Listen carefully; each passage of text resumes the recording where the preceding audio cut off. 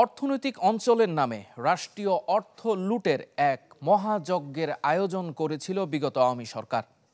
অর্থনীতি ও দেশের চাহিদা বিবেচনা না করে ব্যক্তি স্বার্থে অনুমোদন দেয়া হয় একের পর এক প্রকল্প। পরিবর্তিত পরিস্থিতিতে তাই আগামী এক দশকে সংখ্যাটা 10-এ নামিয়ে আনার লক্ষ্যে কাজ করছে বেজা। উৎপাদন ও অর্থনীতির স্বার্থে যাকে ইতিবাচক বলছেন বিশ্লেষকরা। রাকিব আল জাবেদের রিপোর্টে বিস্তারিত।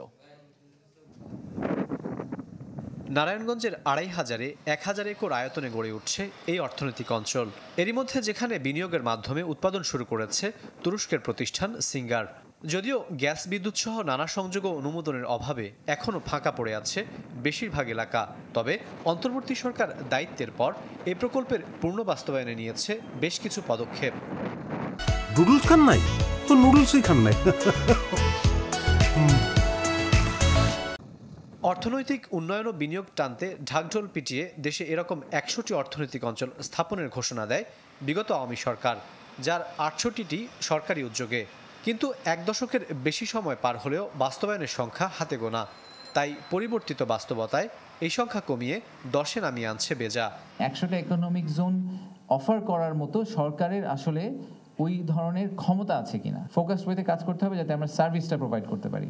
এই 5টা নিয়েই আমরা আগামী এক বছর মূল ফোকাস করব। এর বাইরে আমরা অন্য ইকোনমিক জোনগুলো নিয়ে কাজ অ্যাভয়েড করার চেষ্টা করব।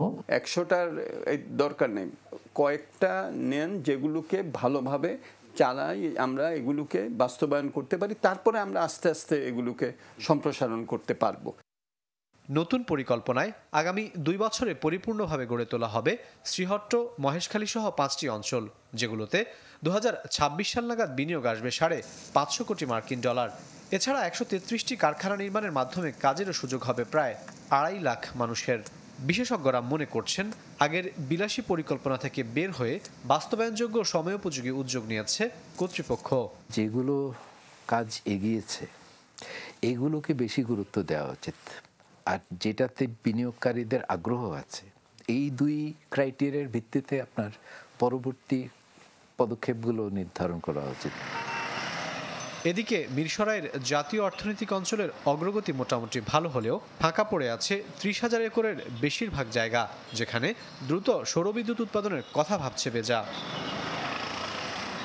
বিশ্লেষকরা বলছেন রাজনৈতিক অভিলাষের এসব প্রকল্পে অর্থনীতির চেয়ে বেশি গুরুত্ব পেয়েছে ব্যক্তি স্বার্থ।